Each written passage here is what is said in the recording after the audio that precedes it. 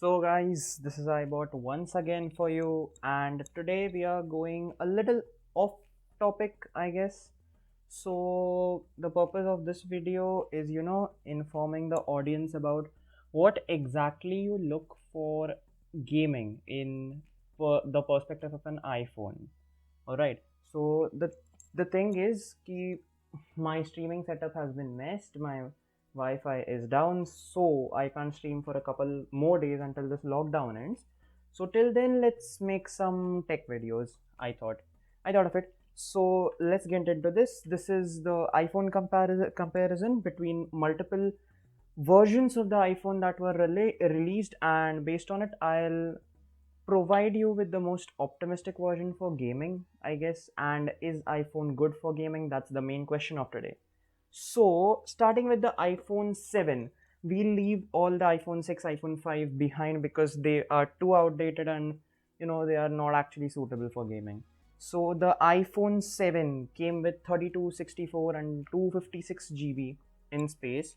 Alright, and with it came the 7 Plus. RAM was 2 GB of size. The processor was 810 Fusion with 64-bit architecture. 64-bit architecture is pretty common. Every phone in this world right now, every phone in the smartphone industry uses the 64-bit architecture. So it had a M10 motion core processor. That's the simple example of how a smartphone works. All right, every smartphone has a motion core processor. Every smartphone has a GPU. All right. So the main aspects of iPhone 7 and iPhone 7 Plus were the battery capacity of iPhone 7 was 1960 milliamps hour. Now 7 Plus had a 2900 milliamps hour. They almost doubled it, which was good until the iPhone 8 and iPhone 8 Plus dropped in the next year. Okay, so iPhone 8 had a battery capacity of 1821 milliamps hour, which was slightly reduced even than the iPhone 7, which is pretty bad from Apple's part. And it had a new core 3-core GPU. So M10 and A10 were in combination. M10 was the co-processor and A10 Fusion was the actual chipset of the iPhone 7. It was rather replaced with a new co-processor. It was the A11 Bionic, which was 3 times faster than the A10. It was claimed by Apple. Okay, and it was true. iPhone 8 was pretty much faster than iPhone 7. That I agree. So the RAM of iPhone 8 was same 2 GB. iPhone 8 Plus also came at the same time having a RAM of 3 GB, and the 8 Plus provided a solution of 2675 milliamps hour, which was still less than iPhone 7 Plus. And the GPU was obviously 3 times faster, so the game rendering and the motion sensing and the graphics unit were pretty much decent and better qualified than the iPhone 7 and iPhone 7 Plus. So, where does this problem lie? The problem lied in the price of the iPhone. Because, when a new iPhone comes up, the previous version of the iPhone, the price goes down by approximately $100, and this price is too much. All right. So if you buy an iPhone, they are already like very expensive, like $450, $500. Okay, and then the new iPhone comes up. This iPhone, the previous version, goes down to $450, and the new one goes to $600. So technically, if you actually compare, like if you are an Indian like me, so 72 into 600 or 79 into 600, whatever the stock price is, not the stock price, the currency rate which is present at that time. So sorry for the stammering. I'm just but anyway, so let's move on. So after iPhone 8 Plus, the major problem in this thing for gaming was that the co-processor and the GPU were pretty much faster than the 7 Plus, but the battery flow rate was very low. So technically, if for example, I'm a avid PUBG lover, so if you're playing PUBG, okay, if I play 2 hours of PUBG on iPhone 7, all right, on iPhone 8, it is almost reduced like to what? 1.5 hour at max, 1.5 hour, and your iPhone is dead. Okay, your battery runs out. That was the case which was happening. And then again, the next year came the new model of an iPhone which was known as iPhone 10. It had the A11 Bionic architecture, RAM was 3 GB, 3 core graphics, once again with an increased battery life of 2716 mAh, which was pretty decent and better than the iPhone 8 Plus. But again, when some phone at the same time provided you with 3700 mAh, why would anyone go with the iPhone 10 for gaming? But again, here comes the architecture purpose.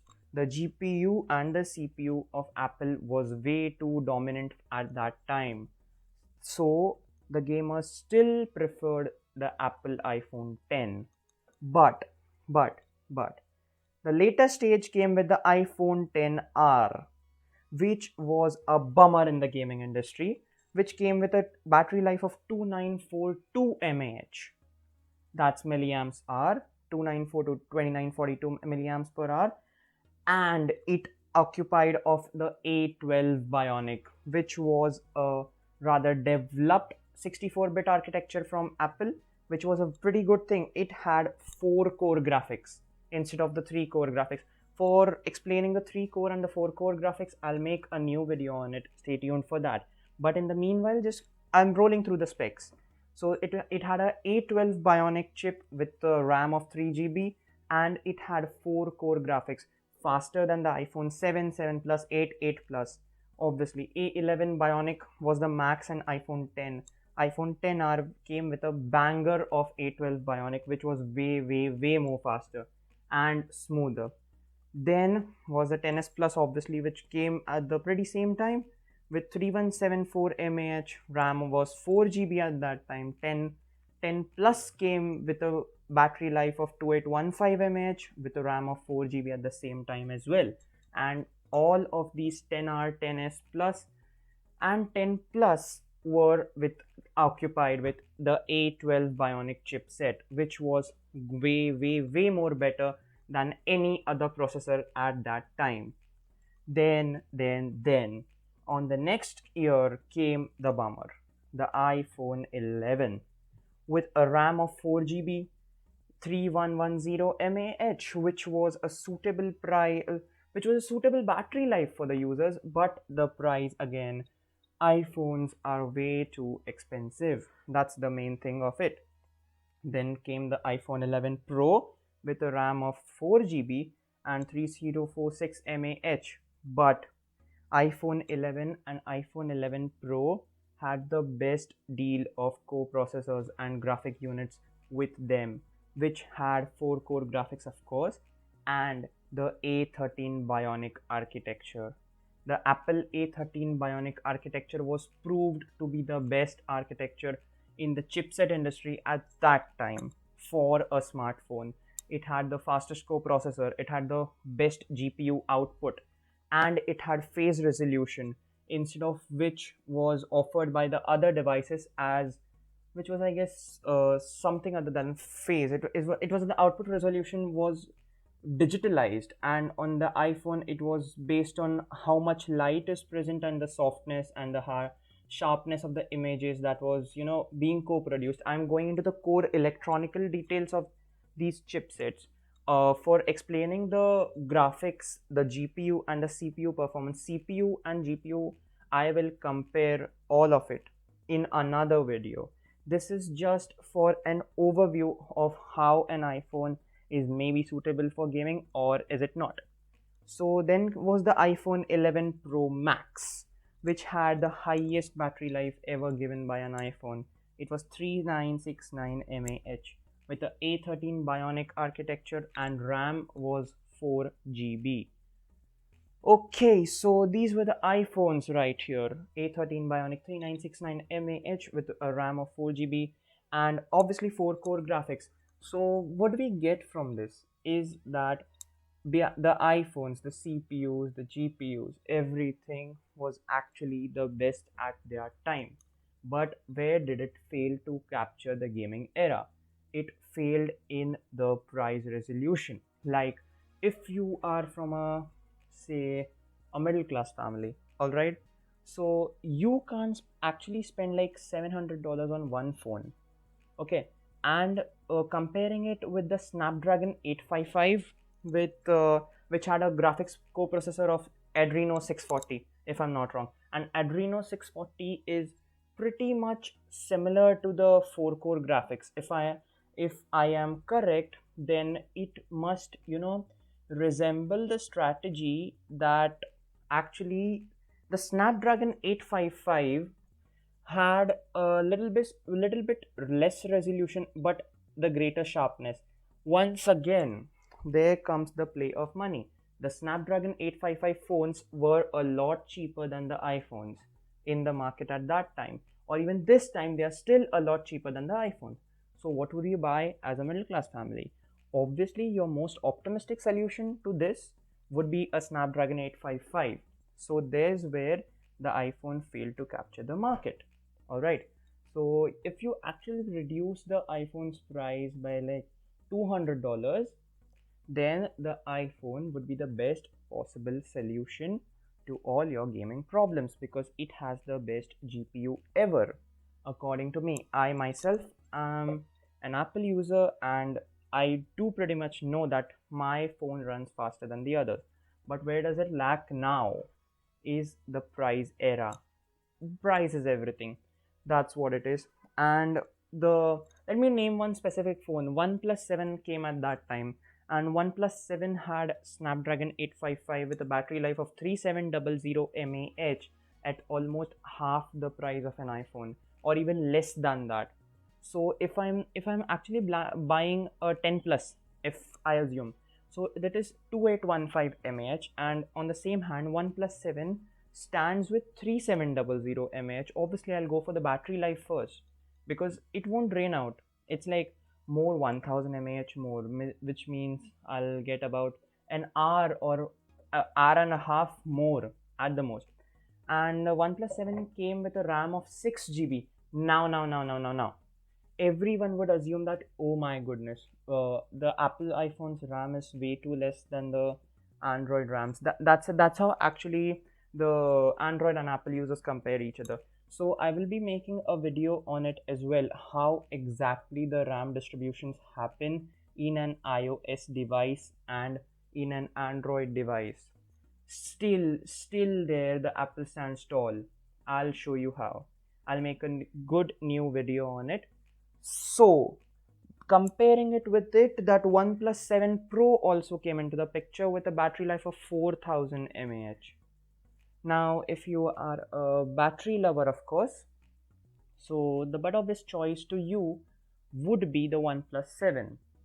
But if you want to be the pro avid gamer or the optimal resolution creator, content creator, whatever you want to be, then iPhone is your best choice. I'm not supporting any device, it's finally up to you. But rolling through the specs, I can tell you that Apple would be the best choice if you actually, you're a kind of a professional player or something like that. If you're into esports, you actually want to do something in the professional world or out there in the esports, then Apple is the best choice for you at this moment. Apple also comes with a lot of tons of like inbuilt features that Android does not offer. Anyway, it is not an Android versus Apple battle, the nostalgia of the century or something like that. Okay, my jokes are terrible. Leaving that apart, so I've compared each and every spec going from iPhone 7 to iPhone 11 Pro. So do let me know what you guys think about this video, because for me it is like this. If you want to be a pro player and if you're willing to spend more, then Apple is the best choice. Or if you're not willing to spend more but you do want to be a pro player, or maybe you want a device which is very good, very good for gaming, then even Android would be a good choice considering the outputs of it. OnePlus 7 being the best choice right now, as of now, for the gaming outputs. Asus ROG, I don't think so, because Asus ROG has some other battery issue problems with it. And right now, clearing all the doubts of it, I would say if you need something like it was in the era of COC, like pay to win, right? Pay to win. So if you're a pay to win player, then iPhone is your best choice. If you're not a pay to win player, then dude, stick with the OnePlus you have. So I end this video right now. iBot is signing off currently, obviously, and I'll be back with another video comparing the CPU and GPU outputs of Apple versus Android. I should not say it as Apple. It's not Apple. It's iOS versus Android. Let's be more specific and more technical. Bot. Yes, I am a bot. So I'll compare CPU versus GPU of iOS and Android. There I will show you the mementos of the A13 Bionics, the Snapdragon 845, the Snapdragon 855, and the Kirin 980, which is pretty much nice. So stay tuned for more, and I'll be back with a video very too boring. Very soon. I'll be back with the video very soon. Till then, guys, take care.